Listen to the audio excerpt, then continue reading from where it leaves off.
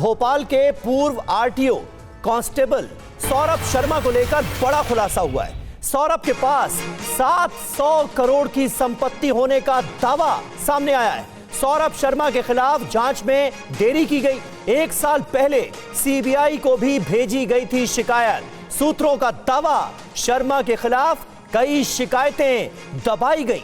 तो ये बड़ी जानकारी आरटीओ कांस्टेबल सौरभ शर्मा को लेकर सामने आई है। 1 साल पहले भी सीबीआई को शिकायत मिली थी, शिकायत सीबीआई के पास भेजी गई थी सौरभ शर्मा के काले कारनामों को लेकर। हालांकि किसने शिकायत की और जांच क्यों नहीं हुई, यह अपने आप में अहम सवाल है। पूर्व आरटीओ कांस्टेबल को लेकर फिलहाल यह बड़ा खुलासा हो रहा है। सौरभ के पास 700 करोड़ की संपत्ति मिलने का दावा सामने आया है। शुभम गुप्ता हमारे संवाददाता भोपाल से हमारे साथ लाइव है। सौरभ को लेकर शुभम, चौंकाने वाली जानकारियां सामने आई थी और सवाल तो यह भी है कि 1 साल पहले जब सीबीआई के पास शिकायत भेजी गई थी तो उस पर एक्शन क्यों नहीं हुआ? देखिए समीर, यही सबसे बड़ा सवाल है, क्योंकि हमारे पास उस शिकायत की एक्सक्लूसिव कॉपी है जो 1 साल पहले राजाराम खंडेलवाल और इंद्रजीत सिंह गौड़, ये 2 शख्स ऐसे हैं जिन्होंने इसको लेकर शिकायत की थी। न सिर्फ शिकायत की थी बल्कि सारा चिट्ठा बताया था कि सौरभ शर्मा की कितनी प्रॉपर्टी है, यानी कि अरेरा कॉलोनी जहां पर वो रहता है उस घर को उसने कब खरीदा है, जहां पर लोकायुक्त की कार्रवाई हुई, जहां पर ईडी की टीम भी गई, उसी घर से 2 मकान अगर आप छोड़ दें तो वहां पर एक नया उसने घर खरीदा था। कौन कौन इसके संपर्क में थे, इंदौर में क्या इन्वेस्टमेंट था, भोपाल में ही वो एक स्कूल बना रहा था जिसका निर्माण अभी चल रहा है, तकरीबन 70-80% निर्माण हो चुका है, उस स्कूल को लेकर भी जानकारी दी गई थी। यहाँ तक कि दुबई में 150 करोड़ रुपए का विला उसने लिया है, इसकी जानकारी भी उस शिकायत में दी गई थी। न सिर्फ सीबीआई में बल्कि लोकायुक्त में भी अगस्त 2024 में शिकायत की गई थी, बताया गया था। ईओडब्ल्यू में शिकायत की गई थी, ईओडब्ल्यू से तो ये जानकारी कि उसे क्लीन चिट दी गई। तो ऐसे में बड़े सवाल है कि इतनी शिकायतें होने के बाद भी उसे नज़रअंदाज क्यों किया जा रहा था। और अभी भी जो लोकायुक्त की कार्रवाई है उसको लेकर भी आप देखिए कि 2 जगहों पर लोकायुक्त की टीम ने छापा मारा, कार्रवाई की, मगर जब ईडी की टीम आती है तो उसी सौरभ शर्मा के घर के पास उसका जो नया घर था वहां पर ईडी की टीम गई। शरद जायसवाल जो कि सौरभ शर्मा के साथ मिला हुआ था, उसके बिजनेस पार्टनर था, उससे पूछताछ लोकायुक्त टीम ने नहीं की, उसके ना घर गई। जबकि 500 मीटर की दूरी पर ही शरद जायसवाल का घर था जहां पर ईडी की टीम गई। जबलपुर में ईडी की टीम गई। और जो सोने वाली जो कार थी इनोवा क्रिस्टा, जिसमें 52 किलो सोना रखा हुआ था, 10 करोड़ रुपए कैश था, वो कार का जो सीसीटीवी हमें मिला, जिसमें गाड़ी उसी दिन जा रही है जब लोकायुक्त का छापा लगने वाला है। तो ये भी अपने आप में बड़ा सवाल है। और सबसे बड़ा सवाल यहाँ पर यह है कि जब ये गाड़ी मंडोरी के उस प्लॉट पर खड़ी हुई थी, वहाँ पर पुलिस जाती है, पुलिस देखती है, और आप देखिए कि पहली बार ऐसा होता है कि पुलिस इनकम टैक्स विभाग को सूचित करती है और ये कहती है कि इस गाड़ी में हमें अंदेशा है कि यहाँ पर सोना है या फिर 10 करोड़। बिल्कुल शुभम, कई तरह के पेच नजर आ रहे हैं। सूत्रों के हवाले से ये खबर भी सामने आ रही है कि कई बड़े बड़े अफसरों को भी पैसे देता था ये शख्स, और कहीं यही वजह तो नहीं कि इसके खिलाफ जो जांच थी वो लंबे समय तक दबाकर रखी गई। शुक्रिया शुभम आपका इस जानकारी के लिए। आगे बढ़ते हैं। संभल हिंसा के मृतकों के लिए एसपी का ऐलान। सभी मृतकों के परिवारों को 5 लाख की मदद।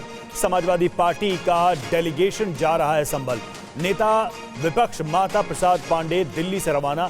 डेलीगेशन के बाकी सदस्य अलग अलग जगहों से पहुंचेंगे संभल।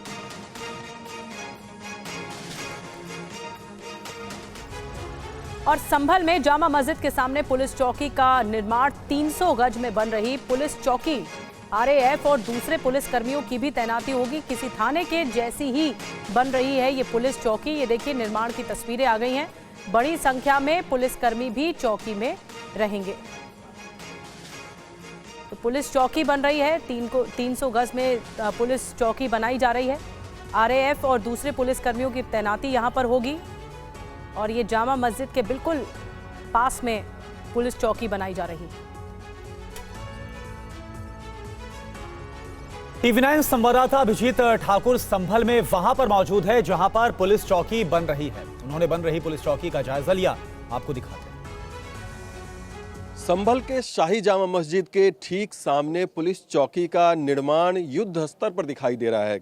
शनिवार को 11 बजे भूमि पूजन और विधिवत पूजा के साथ इसके निर्माण का काम शुरू हुआ था और अभी का जो स्टेटस है वो हम आपको दिखाना चाहेंगे। आप देख सकते हैं कि यहाँ पर आपको चारों तरफ मजदूर काम करते हुए दिखाई देंगे, दीवारों की चिनाई होती हुई आपको दिखाई देगी, सरिये भी खड़े हो गए हैं, पिलर की ढलाई होने वाली है यहाँ पर और काम लगातार यहाँ पर चल रहा है। ऐसी जानकारी सामने आ रही है कि नए साल पर ये विधिवत रूप से कार्यरत भी हो जाएगी चौकी, भले ही निर्माण में अभी समय लगने वाला है। और जिस तरह की व्यवस्था यहाँ पर दिखाई दे रही है उससे यही लगता है कि तेजी से ये काम चल रहा है और जल्दी ही यहाँ पर एक बड़ी पुलिस चौकी बनकर तैयार हो जाएगी। अगर हम एरिया की बात करें तो करीब 300 गज से भी ज़्यादा एरिया में इसका निर्माण यहाँ पर चल रहा है और यहाँ पर बड़ी संख्या में पुलिस कर्मियों के रहने की व्यवस्था भी रहेगी। ऐसी जानकारी यहाँ पर पुलिस के जो तमाम अधिकारी हैं वो दे रहे हैं। आपको सामने की अगर हम तस्वीरें दिखाएं तो ये जामा मस्जिद है। यहाँ पर देखिए कि ये शाही जामा मस्जिद जहाँ पर 24 नवंबर को हिंसा भड़की थी, उसके बाद से ही लगातार यहाँ पर सुरक्षा बलों की तैनाती बरकरार रखी गई है और जिस तरीके की मांग यहाँ के स्थानीय लोगों के द्वारा भी थी, ऐसा कहा जा रहा है पुलिस अधिकारियों के द्वारा कि यहाँ पर एक पुलिस चौकी का निर्माण कराया जाए, वो काम अब यहाँ पर शुरू हो गया है। सबसे बड़ा सवाल यही है कि क्या पुलिस चौकी के निर्माण के साथ ही यहाँ पर संभल में हमेशा के लिए शांति व्यवस्था अब बरकरार रहेगी और आगे कभी तनाव की स्थिति यहाँ पर नहीं बनेगी। यही एक बड़ा सवाल है और तमाम विपक्षी पार्टियां भी चौकी के निर्माण पर सवाल खड़े करती हुई दिख रही हैं। असदुद्दीन ओवैसी की बात करें या फिर समाजवादी पार्टी के नेताओं की बात करें, तमाम लोगों ने इस पर सवाल उठाए कि हर जगह पे खुदाई होना और हर जगह पे इस तरह के निर्माण होना कितना आवश्यक है। लेकिन फिलहाल जो स्थिति यहाँ पर है कि चौकी का निर्माण तेजी से हो रहा है और नए साल पर ये चौकी पूरी तरीके से फंक्शनल भी हो जाएगी। और इस बीच संभल हिंसा के तार पाकिस्तान से जुड़े हुए बताए जा रहे हैं। कहा जा रहा है कि हिंसा के पीछे आईएसआई कनेक्शन है। संभल हिंसा की तस्वीरें 24 नवंबर की है। इस मामले में पाकिस्तान के कारतूस मिलने के बाद जांच तेज कर दी गई है। जामा मस्जिद सर्वे के दौरान बवाल की साजिश का शक दीपा सराय के रहने वाले शारिक साठा पर है। पुलिस की एसआईटी इस आधार पर जांच कर रही है। शारिक साठा देश का बड़ा वाहन चोर है।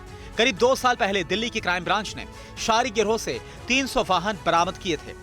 वो इस समय फर्जी पासपोर्ट के जरिए दुबई में जाकर बस गया। पुलिस को शक है कि शारिक दाऊद इब्राहिम और पाकिस्तान की खुफिया एजेंसी आईएसआई के लिए काम करता है। उसके दुबई से जाली नोट का काला कारोबार भी करने की जानकारी पुलिस को मिली है। शक ये भी है कि दीपा सराय के कई ऐसे लोग भी हैं जो कई आतंकी संगठनों से जाकर जुड़ गए। संभल पुलिस के मुताबिक उसे देश वापस लाने और उसके आपराधिक नेटवर्क को खत्म करने की कोशिशें जारी हैं। जांच में यह भी पता चला है कि कुछ दिन पहले यहाँ पाकिस्तानी और अमेरिका में बने पिस्तौल के कारतूस मिले थे जो शारिक की संलिप्तता की ओर इशारा करते हैं। प्रशासन को आशंका है कि साठा ने अपने साथियों को कारतूस मुहैया कराया जिन्होंने अशांति फैलाई।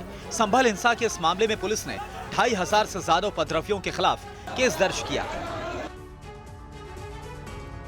आम आदमी पार्टी ने लॉन्च की पुजारी ग्रंथी सम्मान योजना। केजरीवाल ने कहा पुजारी और ग्रंथियों को हर महीने 18,000 देंगे। देश में ऐसा पहली बार हो रहा है। केजरीवाल का दावा, कल से पुजारियों का रजिस्ट्रेशन होगा और योजना रोकी तो बीजेपी को पाप लगेगा, ये केजरीवाल ने कहा। आज जो योजना का मैं ऐलान करने जा रहा हूं, इस योजना का नाम है पुजारी ग्रंथी सम्मान योजना। इस योजना के तहत मंदिरों में भगवान की पूजा करने वाले लोगों को पूजा करवाने वाले पुजारियों को और गुरुद्वारे में ग्रंथियों को हर महीने सम्मान राशि देने का प्रावधान है। आज इस योजना के जरिए हम इसे मैं वेतन या तनख्वाह नहीं कहूँगा, एक तरह से इनका सम्मान करने के लिए इसकी घोषणा कर रहे हैं कि लगभग 18,000 रुपये महीना इनको सम्मान राशि दी जाएगी हमारी सरकार बनने पर। ये देश में पहली बार हो रहा है। इस बीच केजरीवाल के घर के बाहर इमामों का प्रदर्शन हो रहा है क्योंकि बकाया सैलरी की मांग को लेकर प्रदर्शन किया जा रहा है। इमाम बकाया सैलरी मांग रहे हैं। 17 महीने से वेतन नहीं मिला है इमामों को और यही आरोप लगाया जा रहा है। मांगे नहीं मानने पर धरना देने का ऐलान भी किया गया है। पहले भी केजरीवाल के घर पहुंचे थे सभी इमाम और एक बार फिर से धरना देने पहुंचे। दिल्ली में ऑल इंडिया इमाम एसोसिएशन के अध्यक्ष साजिद रशीदी का कहना है कि 17 महीने से इमामों को वेतन नहीं मिला है, जिससे कई लोग काफी परेशान हैं। अगर अब भी हमें जवाब नहीं दिया गया तो हम तनख्वाह मिलने तक धरने पर बैठेंगे। अगर मुलाकात आज नहीं हो पाती है तो फिर आगे आप लोग क्या? अब हम तंग आ गए हैं और एक मिसाल मशहूर है कि तंग आए बजंग आए। जब आदमी तंग हो जाता है तो जंग के ऊपर आमादा हो जाता है। अब ये हमारी जंग शुरू होगी, हम यहीं बैठ जाएंगे, यहाँ से जाएंगे नहीं जब तक हमारी सैलरी ना मिले। अच्छा, आप इमाम एसोसिएशन के अध्यक्ष हैं, तो क्या कितने लोग यहाँ पर इमाम दिल्ली में कुल टोटल कितने हैं और कितने लोगों की सैलरी बकाया? दिल्ली वक्फ बोर्ड के तकरीबन 240 इमाम हैं। 240 लोगों को किसी को भी सैलरी नहीं मिली है। माननीय पूर्व मुख्यमंत्री जी, आप हमारी फाइल को ग्रांट को मंजूर करवा के हमारी सैलरी रिलीज करा दें। प्रदर्शन कर रहे इमामों का कहना है कि वो पहले भी आप संयोजक अरविंद केजरीवाल से मिलने की कोशिश कर चुके हैं। और वहीं दिल्ली पुलिस अवैध रूप से रह रहे बांग्लादेशी नागरिकों की पहचान में लगातार जुटी हुई है। इसी के तहत 8 बांग्लादेशी नागरिकों को पकड़कर वापस उन्हें बांग्लादेश भेज दिया गया। दिल्ली के साउथ वेस्ट जिले में अवैध रूप से रह रहे लोगों को लेकर दिल्ली पुलिस का एक्शन लगातार जारी है। इसी कड़ी में वसंत कुंज साउथ थाना पुलिस ने इलाके में विशेष अभियान चलाकर 8 बांग्लादेशी नागरिकों की पहचान की, जिसमें एक पुरुष, एक महिला और उसके 6 बच्चे शामिल हैं। पूछताछ के दौरान अपने बांग्लादेशी मूल की बात कबूली, जिसके बाद सभी को कानूनी प्रक्रिया के तहत फॉरेनर्स रीजनल रजिस्ट्रेशन ऑफिस यानी कि FRRO के माध्यम से बांग्लादेश भेज दिया गया है। इनके पास बांग्लादेशी आईडीज मिली हैं हमको। ये लोग कुछ लोग कंस्ट्रक्शन साइट पे काम करते थे, कुछ लोग ब्यूटी पार्लर में काम करने की तैयारी कर रहे थे और इनसे बांग्लादेशी आईडीज मिली हैं। इनको फर्दर वेरिफिकेशन के बाद डिपोर्ट कर दिया गया थ्रू FRRO। तो सर आखिर कैसे पता चला कि कहाँ पर रह रहे हैं? जो इंटेलिजेंस हमारे पिछले केस में डेवलप हुई थी उसके तहत हमें मालूम चला कि 7 और लोग आ चुके हैं इस नेटवर्क के अंदर, इसलिए उनको अप्रीहेंड करके उनको डिपोर्ट कर दिया गया है। वहीं डीसीपी साउथ वेस्ट के मुताबिक वसंत कुंज दक्षिण पुलिस थाने की एक टीम को अवैध प्रवासियों की पहचान करने का काम सौंपा गया था। और बीपीएससी की 70वीं प्रारंभिक परीक्षा को रद्द करने की मांग को लेकर आज बिहार बंद बुलाया गया है, जिसमें आरजेडी कार्यकर्ता भी शामिल हुए।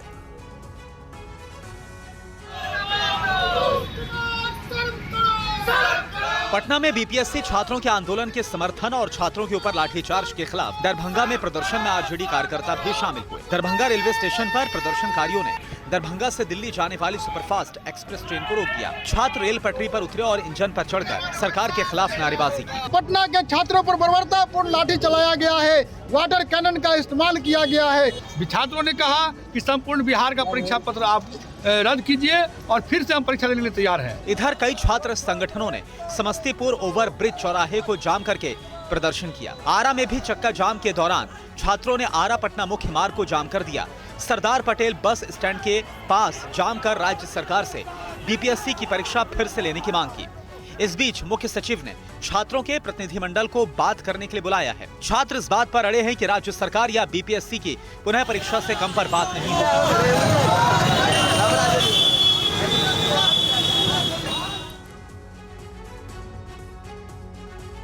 और बीपीएससी पीटी परीक्षा को दोबारा कराए जाने की मांग को लेकर छात्रों के आंदोलन के बीच राजनीति भी होने लगी है। पूर्णिया के सांसद पप्पू यादव ने एक वीडियो जारी किया जिसमें जन स्वराज पार्टी के संयोजक प्रशांत किशोर आपे से बाहर दिख रहे हैं। कोई नेता, कोई नीतीश कुमार इसको लाठी तंत्र नहीं बना सकते हैं। पटना के गांधी मैदान में बीपीएससी छात्रों के प्रदर्शन के दौरान जन स्वराज संयोजक प्रशांत किशोर ने ये बातें कही थी, जिसके बाद छात्रों का बड़ा हुजूम मुख्यमंत्री आवास की तरफ कूच कर गया। कहा जा रहा है कि छात्रों के इस आंदोलन पर अब राजनेताओं के बीच श्रेय लेने की होड़ मच गई है। ऐसी एक तस्वीर गर्दनीबाग धरना स्थल से आई, जिसे पूर्णिया के सांसद पप्पू यादव ने जारी किया है। लेकिन सर आज हम लोग को उस रास्ते में आप छोड़ के चले गए। लोग आए यहाँ पर, डराइए तो भाई जरा सामने। रुको भाई, आने दो कौन है? जरा बताइए तो। ये नया नेता भी आए हैं, बड़ा सफल। अरे आप नेता हैं, हम लोग नेता हैं भाई। अरे सुनिए ना, बात सुनो। अभी कंबल मांगे हो हमसे। कौन मांगा कंबल? आप कंबल विद्यार्थी लोग पप्पू यादव ने प्रशांत किशोर पर छात्रों को धमकाने का आरोप लगाया। उन्होंने कहा कि जब कोई चुनावी औकात नहीं तो अहंकार टपक रहा है। और आम आदमी पार्टी के नेता संजय सिंह इस वक्त प्रेस कॉन्फ्रेंस कर रहे हैं, सुनते क्या कह रहे हैं। अब मैं इनके झूठ का एक एक करके खुलासा करता हूं। और मोदी जी कहते हैं डिजिटल इंडिया है। पूरे देश के भाजपाइयों से मैं कहना चाहता हूं, पूरे देश के भाजपाइयों से कहना चाहता हूं, तुरंत इलेक्शन कमीशन की वेबसाइट पे जाओ, तुरंत इलेक्शन कमीशन की वेबसाइट पे जाओ और निर्वाचन आयोग की वेबसाइट पे जाके अनीता सिंह जो मेरी पत्नी है और जो उनका पता है, बीटीएम नंबर मैं बोल दे रहा हूं 220 29 35, मोटे मोटे अक्षरों में दिखा दे रहा हूं 220 29 35। देखो इनका वोट कहां बना हुआ है। अगर वास्तव में नरेंद्र मोदी जी डिजिटल इंडिया को सच मानते हैं, वास्तव में अगर उन्होंने इंडिया को डिजिटलाइज किया है, थोड़ा बहुत काम किया है, तो कम से कम भाजपाई मूर्खों और उनका जो सबसे बड़ा मूर्खाधीश है अमित मालवीय, जो मूर्खों का सरदार है, बुद्धिहीन व्यक्ति, उसको अकल नहीं है 5 पैसे की, ट्वीट कर रहा है सुबह से, उसको मैं कहना चाहता हूं निकालो अनीता सिंह का नाम कहां दर्ज है। बीटीएम नंबर बता दिया तुझे। झूठ पे झूठ, झूठ पे झूठ, दिन रात झूठ। और आइए खबरों में आगे बढ़ते हैं। जम्मू कश्मीर में लगातार बर्फबारी की वजह से सैलानी खुश हैं। मौसम में कुछ सुधार के चलते श्रीनगर हवाई अड्डे से विमान सेवा भी बहाल हो गई, लेकिन कई जगहों पर बर्फबारी से जनजीवन और सड़क यातायात बुरी तरह से प्रभावित हुआ है।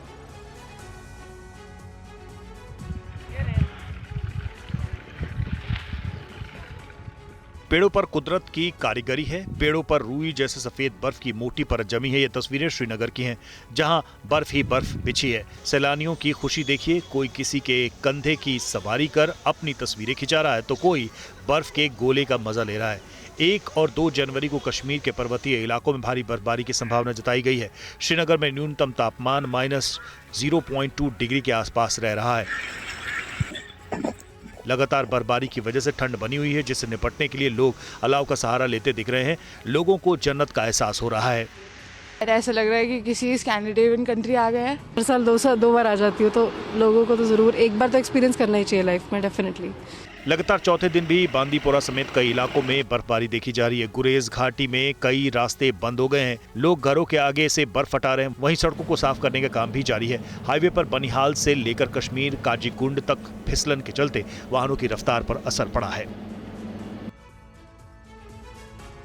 मोदी सरकार वैकल्पिक ऊर्जा को बढ़ावा देने पर लगातार फोकस कर रही है। देश में परमाणु ऊर्जा उत्पादन लगातार बढ़ रहा है। पिछले 10 साल में परमाणु ऊर्जा का उत्पादन दुगना हो चुका है। देखिए ये रिपोर्ट। विकास के मार्ग पर तेजी से बढ़ते भारत की ऊर्जा जरूरत भी लगातार बढ़ रही है। पर्यावरण संरक्षण को लेकर सजग पीएम मोदी ने रिन्यूएबल और परमाणु ऊर्जा के विकास पर जोर दिया है। परमाणु ऊर्जा मंत्री जितेंद्र सिंह ने लोकसभा को बताया है कि भारत की परमाणु ऊर्जा उत्पादन क्षमता 2014 में 4,780 मेगावाट से बढ़कर 2024 में 8,081 मेगावाट हो गई है। 2031 से 32 तक परमाणु ऊर्जा क्षमता तिगुनी होकर 22,480 मेगावाट होने की उम्मीद है।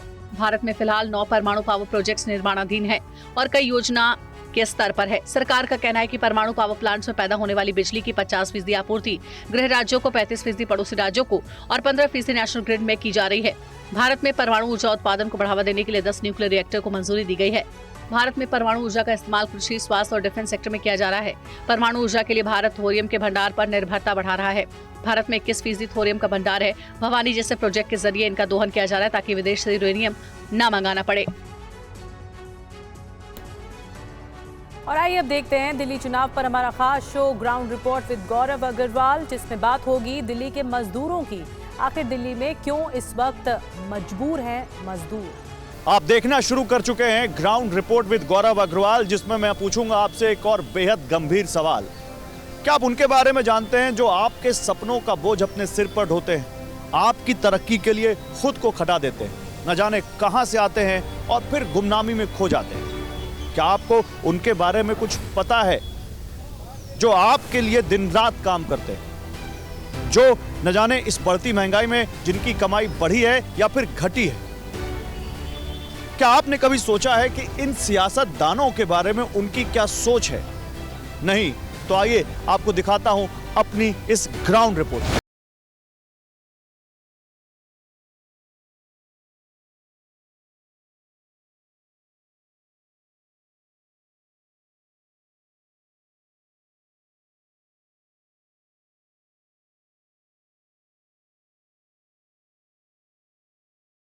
टॉक में एक मार्केट है बहुत मशहूर, खारी बावली।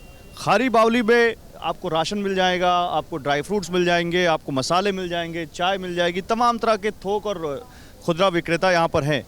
लेकिन इसी खारी बावली मार्केट में एक चीज़ और है जो आपको दिखाई तो पड़ती है लेकिन शायद आपने ध्यान नहीं दिया होगा। सड़क किनारे बैठे ऐसे ये मजदूर जो काम के इंतज़ार में होते हैं कि काम आएगा तो जाएंगे, करेंगे, वरना अक्सर ऐसे बैठे हुए पाए जाते हैं। लेकिन इनके जहन में क्या चल रहा है, जरा ये बात करते हैं। भैया क्या नाम हुआ आपका? मनोज कुमार यादव। मनोज कुमार यादव, कहाँ से हो?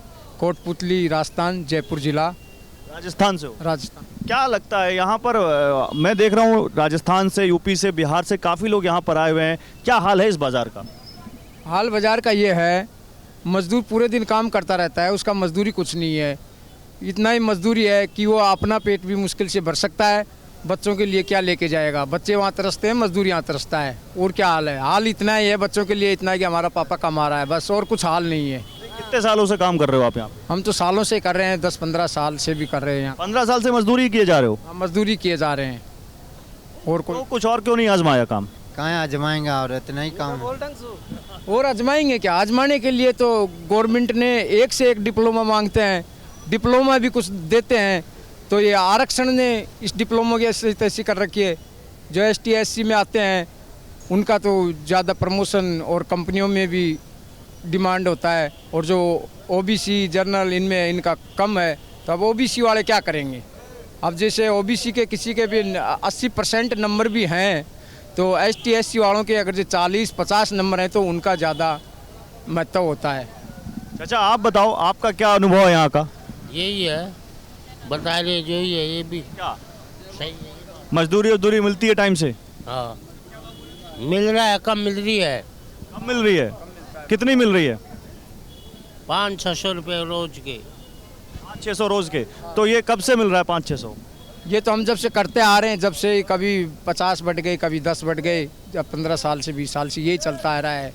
दुनिया तरक्की कर रही है, सैलरी वाले की सैलरी बढ़ रही है, बाकी लोगों का बिजनेस बढ़ रहा है, खारी बावली में भी लोगों का बिजनेस बढ़ रहा होगा। आपकी तरक्की क्यों रुकी हुई है? हमारी तरक्की रुकी हुई है, जो इस देश के बड़े बड़े नेता हैं, लीडर हैं, ये सभी मजदूर के पीछे लगे हुए हैं। इनका मजदूरी बढ़ाना नहीं है, इनका तो बस खाली महंगाई देते रहो, महंगाई देते रहो, और मजदूरी इनको कम देते रहो।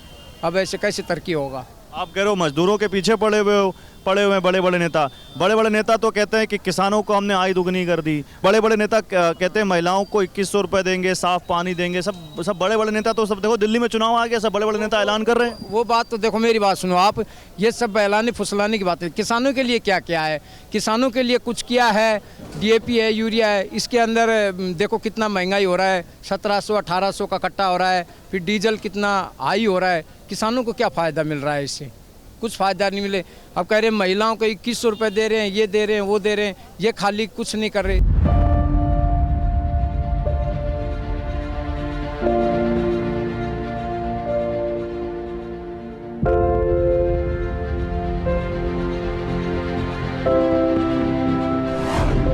क्या नाम है आपका? संगीत कुमार। कहाँ से आए हैं? ये यमुना पार, दिल्ली से ही? हाँ। क्या करते हैं आप? क्या करते हैं, ज़िंदगी असर कर रहे हैं, और जैसे तैसे, कभी लेबर का, कभी शादी पार्टी में, कभी खाने को मिल जाता है, कभी खाने को नहीं मिल जाता है, कभी लाइन पे भीख मांग लेते हैं, अभी लेबर चौक पे आ जाते हैं, काम मिल गया तो मिल गया, और फिर रहने का नहीं पता, सोने का नहीं पता। अब जेब में 1-2 रुपये आ जाता है, वो भी उठाए गिरे जेब कतरे छीन लेते हैं। क्या उम्र है आपकी? मेरी उम्र 47 साल है। और पढ़ाई वढ़ाई की है कुछ आपने? हाँ जी। क्या पढ़ाई की? 8वीं 9वीं। 8वीं 9वीं। कब से कर रहे हो लेबर का काम आप? मैं लेबर काम 20 साल से कर रहा हूँ। तो 20 साल से यही हाल है? 20 साल से थपड़े खा रहे आम जनता तो कीड़े मकोड़े की तरह कॉलोनी में मरे जा रही है। कभी पिला लिया, ऐसे से झगड़ा करवा लिया, या ये समझो हम तो हैं लेकिन हमारा कंट्रोल रूम जो है ना वो किसी और के पास है। अभी कुछ है, अभी कुछ नहीं है। अभी आप चले जाओगे फिर वही कुत्ते की तरह जिंदगी ऐसे कर दे, कोई आएगा इधर हो जा और आएगा उधर हो जा। जनता तो परेशान है ही, और पता नहीं मर जाएंगे कि क्या होगा, कुछ पता ही नहीं चलेगा नेता है या नहीं है।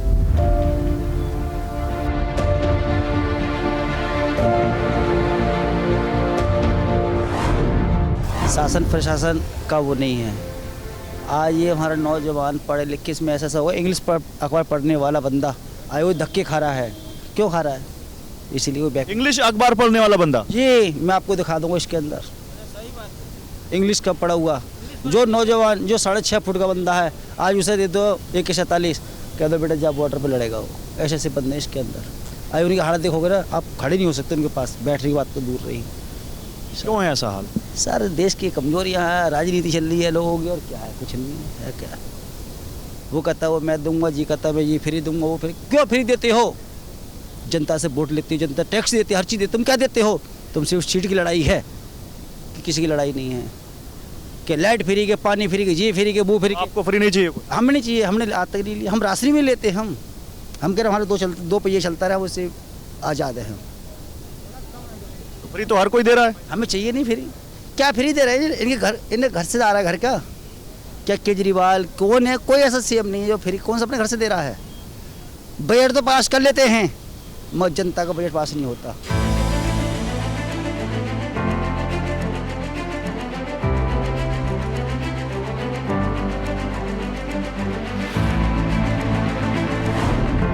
चाचा क्या नाम है आपका? शत्रुघ्न यादव। कहाँ से आए हैं आप? बिहार सीतामढ़ी जिला से।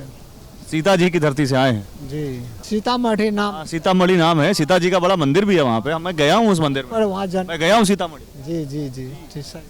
तो ये यहाँ क्या कर रहे हैं? यहाँ मजदूरी करते हैं वजन उठाने के। वजन उठाने का? दिल्ली में चांदनी चौक में? चांदनी चौक में। कितने साल से करो चाचा? ये तो हम तो बहुत पुराने हो गए, हम सन 85 से करते आ रहे हैं। क्यों फिक्स ड्यूटी है या वैसे ही? ना अपना जितना देर आएंगे उतना कमाएंगे बस। जैसे कैसे कमाते हो, क्या करते हो? यहाँ माल उतरा रिक्शे पर उठा लिया और वहाँ जो दुकानदार है उसको दुकानदार को माल डाल लिया है दुकान पर। हाँ यही काम है आप? यही काम। कोई फिक्स पैसा नहीं है, कोई तनख्वाह नहीं है? फिक्स पैसा क्या है, 20 रुपया 30 रुपया चक्कर का है। जितने राउंड मारेंगे उस हिसाब से पैसे मिल जाते हैं। जैसे 20 रुपया चक्कर है, 4 राउंड मारे 80 रुपया बन गया। 30 रुपये चक्कर है 120 रुपया बन गया।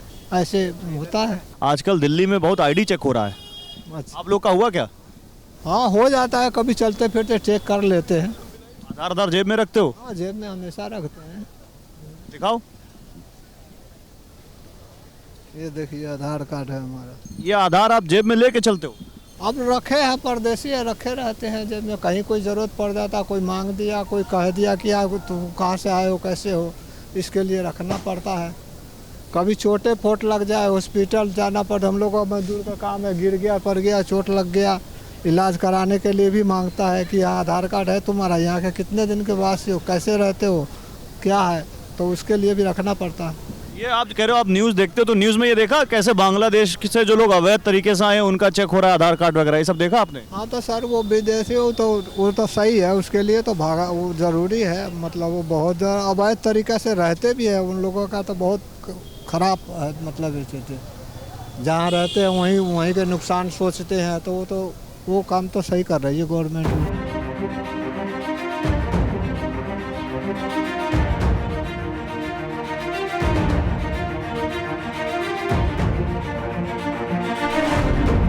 नेता अभिनेता नहीं आता सुनाई करने? यहाँ नेता नहीं आता सर, यहाँ का कोई नेता नहीं आता भाई। वाले नेता है, कोई नेता नहीं है यहाँ पर, सब पुलिस वाले नेता हैं। कह रहे हो कि कोई नेता नहीं है, ऊपर कम से कम 25 नेताओं की फोटो लगी हुई है।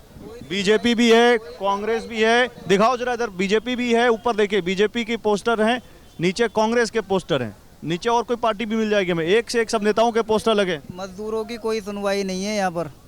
ये जो हाथ जोड़े नेताजी खड़े हैं, इनका ये किस लिए हाथ जोड़ के खड़े हैं? खाली अपने टाइम से आते हैं और चले जाते हैं। अगर किसी मजदूर को ज़रूरत पड़ जाए ना तो इग्नोर मार देते हैं। पुलिस प्रशासन की होनी चाहिए यहाँ पर। इतनी गंदगी हो रही है, इतना जाम क्यों हो रहा है यहाँ पर?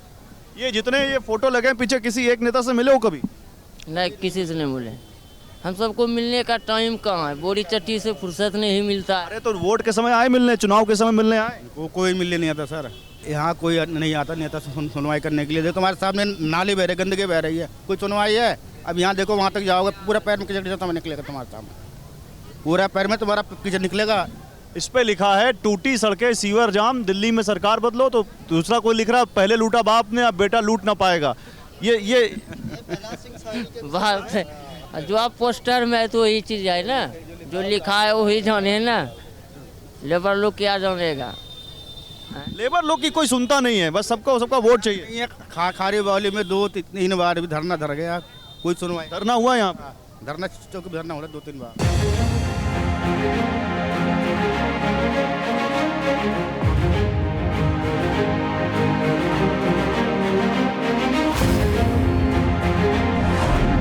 फ्री का रेवड़ी लो, चाहे सरकार बीजेपी का हो या आम आदमी पार्टी का हो या कांग्रेस का हो, फ्री का रेवड़ी लोगे तो विकास का काम नहीं होगा भैया। कौन बांट रहा है फ्री की रेवड़ी? फ्री का सभी सरकार, बीजेपी वाले नहीं बांटते हैं। अभी जो है लाडली बहना योजना जो मध्य प्रदेश में चले हैं, ये फ्री का रेवड़ी नहीं है, वो भी तो फ्री का रेवड़ी ही है। तो केजरीवाल जी भी कह रहे हैं 2100। विकास के काम के लिए फ्री का रेवड़ी नहीं देना चाहिए किसी भी सरकार को, जब ये विकास का काम होगा। अच्छा ठीक बात है आपकी, लेकिन केजरीवाल भी कह रहे हैं कि 2100 रुपये महीना देंगे। केजरीवाल भी 2100 रुपये महीना दे रहे हैं। केंद्र के सरकार ने पहले वहाँ लाडली बहना योजना चलाई, उन्हीं के तहत अभी बिहार में भी आरजेडी कर रहे हैं, हम 2500 रुपये महीना देंगे। भाई सरकार में आने के लिए ये सब हो रहा है तो विकास का काम अभी नहीं होगा। क्या बात है, क्या नाम है आपका? संपत लाल यादव। क्या करते हैं आप? हम मजदूरी करते हैं भाई।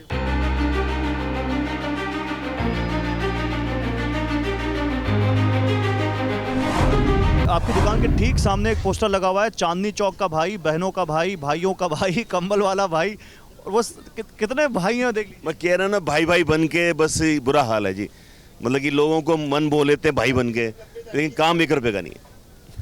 मतलब कि लेबर के बारे में कुछ नहीं सोचा जा रहा, दुकानदार के बारे में कुछ नहीं सोचा जा रहा। आने वाला भविष्य यहाँ का ठीक नहीं लग रहा। क्या कहोगे, कैसे होगा? कहें बस, किसको क्या कहें? तब कोई सुन के राजी नहीं है कि कोई सुनवाई तो हो ना, कि यहाँ कुछ। हाँ जी, एक बार वो खुद आके यहाँ पर देखे ना, जब रोडों पे चलें तो पता चलेगा कि हाँ कोई आता है यहाँ पे। कोई नहीं आता, आता है तो उसके लिए साफ हो जाती रोड, उनके लिए नीट एंड क्लीन हो जाएगा। गाड़ियाँ आ जाएंगी, PWD की, MCD की साफ कर जाएंगे, उसके बाद 2 दिन बाद फिर वही हाल है।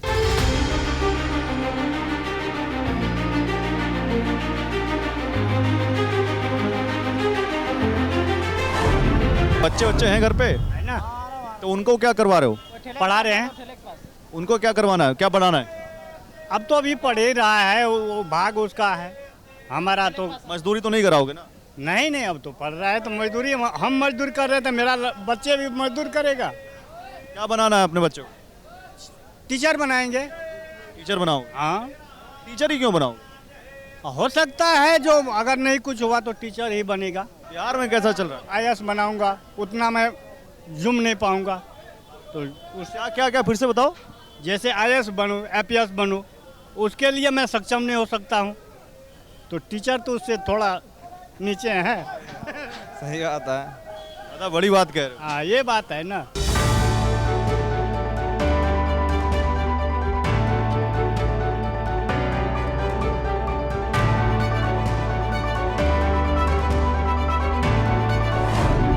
मोटे मोटे पेट वाले को मिल रहा है जो कुछ मिल रहा है, गरीब आदमी को कोई नहीं देख रहा। तो फ्री में राशन की बात देने की बात है। फ्री में राशन क्या मिल रहा है ये बताओ? महंगाई भी तो कितनी है। जो सिलेंडर पहले 500 रुपये का आ रहा, अब आ रहा है 800-850 रुपये का। बताओ कहाँ से आएगी, मैं कहाँ से आएगा पैसा इतना? अमीर लोग तो खा ले रहे हैं, कमा ले रहे हैं, गरीब लोग भूखा मर रहे हैं। रहने के लिए बिस्तर नहीं है, सोने के लिए घर नहीं है, कुछ नहीं है। वादे तो बड़े बड़े करते हैं सरकार के लोग। झूठ बोलते हैं जी, इनसे पूछो, सब झूठ बोलते हैं, कोई मतलब नहीं है, सब झूठे हैं। ये पोस्टर लगे हैं, आपका भाई, आपका दोस्त, सब पोस्टर लगे हैं यहाँ के, सब नकली हैं, ये सब झूठे हैं सब। गरीबों को तो सब हितैषी बनते हैं, वोट मांगने आते हैं। हाँ, मांगने आते हैं, लेकिन हम लोग वोट दे देते, वो जीत जाते, हमें ही भूल जाते। बताओ जी, हमें ही भूल जाते, हम किधर से आए, कहाँ से आए, कहाँ गए, कोई कुछ नहीं सुनवाई होती है। कौन हो बताओ जी, हमें पूछते ही नहीं है सर, ऐसा सिस्टम चल रहा है यहाँ पे। मिट्टी की खुशबू, हाथों का पसीना, एक मजदूरी तो करता है सबका सपना, लेकिन उसके दर्द का क्या, उसके सपनों का क्या, गुमनामी में खोए हुए उसके अपनों का क्या। कैमरा सहयोगी मनीष और राजेश के साथ गौरव अग्रवाल, TV9 भारतवर्ष, चांदनी चौक, दिल्ली।